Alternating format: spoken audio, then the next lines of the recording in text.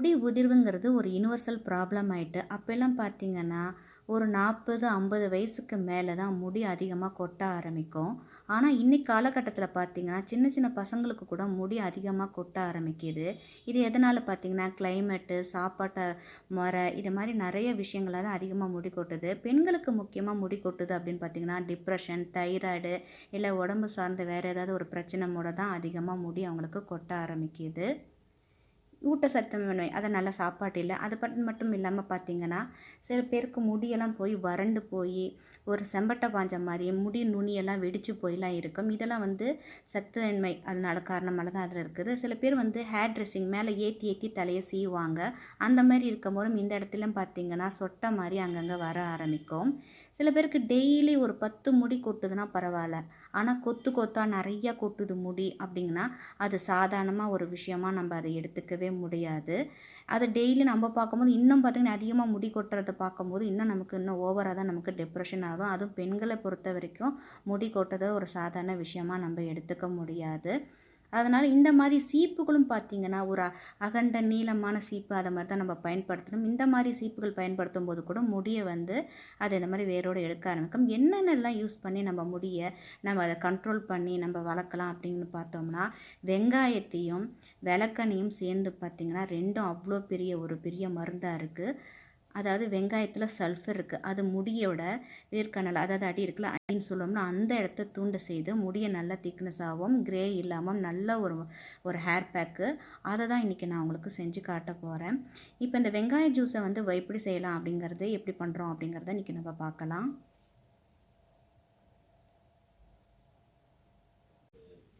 விளக்கெண்ணையும் வெங்காயத்தையும் வச்சு எப்படி ஹேர் பேக் பண்ணுறதுங்கிறது இப்போ பார்க்கலாம்.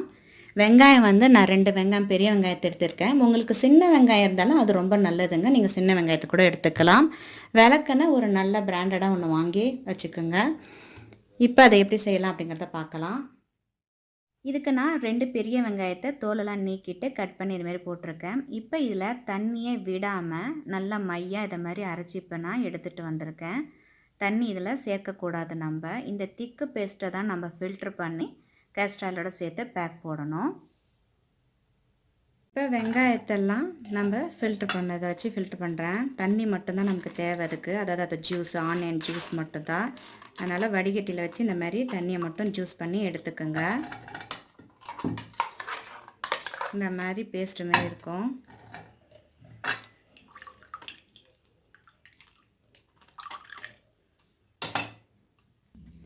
இப்போ ஆனியன் ஜூஸை ஃபில்ட்ரு பண்ணி எடுத்து வச்சுருக்கேன். ஆனியன் ஜூஸ் எந்த அளவுக்கு நம்ம எடுத்துக்கிறோமோ அந்த அளவுக்கு சமமாக தான் நம்ம வந்து கேஸ்டர் ஆயிலும் நம்ம எடுத்துக்கணும். பாட்டில் இருப்பாருங்க இந்த அளவுக்கு நம்ம அதில் கேஸ்டர் ஆயிலை நல்லா மிக்ஸ் பண்ணி கலந்துக்க வேண்டியதான். வெங்காய சாரோட இந்த விளக்கெண்ணையும் சேரும்போது வெங்காய சாறு மட்டும் தடவினாலே 100% நமக்கு கிடைக்கும். இப்போ இந்த விளக்கெண்ணையோடு சேரும்போது பார்த்திங்கன்னா 200 பெனிஃபிட் நமக்கு கிடைக்கும். இதை தொடர்ந்து கொட்டுறவங்க வாரத்துக்கு 4 நாள் அதாவது ஒரு நாள் விட்டு ஒரு நாள் இந்த பேக்கை தொடர்ந்து 2-3 மாதம் போட்டுகிட்டே வாங்க.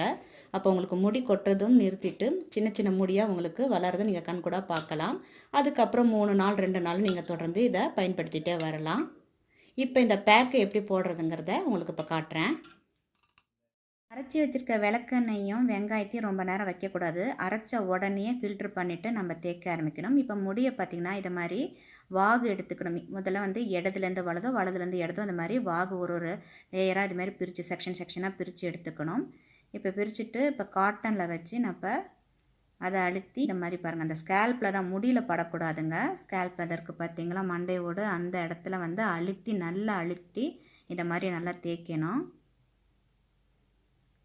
ஏன்னா அந்த முடியோட வேர்களுக்கு பாருங்கள் அந்த இடத்துல அதை தேய்க்கும் போது தான் நல்லா முடி வளர ஆரம்பிக்கும்.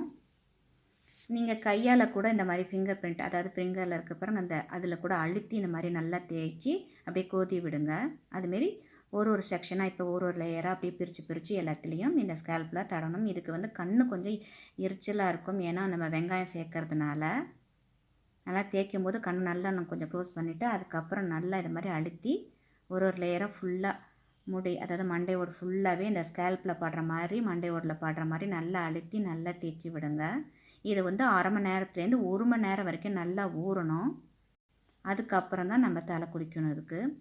இப்போ நம்ம ஸ்கால்ப் ஃபுல்லாக நம்ம தடவுனதுக்கப்புறம் இந்த மாதிரி பார்த்திங்கன்னா இந்த மண்டையில் ஒரு சர்க்குலேஷன் பிளட் சர்க்குலேஷனுக்காக இந்த மாதிரி அழுத்தி இந்த மாதிரி கோதி விட்டோம். கொஞ்சம் அழுத்தி ப்ரெஷர் கொடுத்தோம்னு வச்சுங்க, முன் மண்டையில் அதை முன்முடியில் செய்கிறோம் பார்த்திங்களா, நெத்தியில் இந்த மாதிரிலாம் செஞ்சு விட்டோம்னா பிளட் சர்க்குலேஷன் கொஞ்சம் நல்லா ரத்த ஓட்டம் அதிகமாகி நல்லா முடி வளர்கிறதுக்கு அது ஒரு ஹெல்ப் பண்ணும். முடியை வந்து ரொம்ப ஃபோர்ஸாக போட்டு அழுத்தாமல் மெதுவாக அப்படியே ஸ்லோவாக அப்படியே கொஞ்சம் கொஞ்சமாக அப்படியே சர்க்கிளில் அப்படியே ரவுண்டாக பண்ணுற மாதிரி பண்ணிவிட்டு அதுக்கப்புறம் இப்படி கொத்தி விடுற மாதிரி அங்கங்கே ஃபுல்லாக மண்டை ஃபுல்லாக அப்படியே செஞ்சு விடுங்க. என் பையன் ரொம்ப பொறுமையாக காட்டுறா. இந்த பொருள் எங்கெங்கே கிடைக்கும் அப்படிங்கிறத ஷாப்பிங் விளாகாகவும் கொடுத்துருக்கேன். ஷாப்பிங் என்னென்ன பொருள் வாங்கினுங்கிறத ஷாப்பிங் ஹாலில் கொடுத்துருக்கேன். குக்கிங் ரெசிபி கொடுத்துருக்கேன், ஹெல்த்தி ரெசிபி கொடுத்துருக்கேன், ஹோம் ஆர்கனைஸ் ஐடியாஸ் கொடுத்துருக்கேன். தேவையானவங்க ப்ளேலிஸ்ட்டை செக் பண்ணிக்கோங்க. உங்களுக்கு பிடிச்சிருந்தா லைக் கொடுங்க, கமெண்ட்ஸ் கொடுங்க. இது வரைக்கும் நம்ம சேனலை சப்ஸ்கிரைப் பண்ணாதவங்க சப்ஸ்கிரைப் பண்ணி வச்சுக்கோங்க. பக்கத்தில் இருக்கிற பெல் ஐக்கானையும் ப்ரெஸ் பண்ணிக்கோங்க. உங்கள் ஃப்ரெண்ட்ஸ் அண்ட் ரிலேட்டிவ்க்கும் ஷேர் பண்ணுங்கள். நன்றி. மீண்டும் சந்திப்போம்.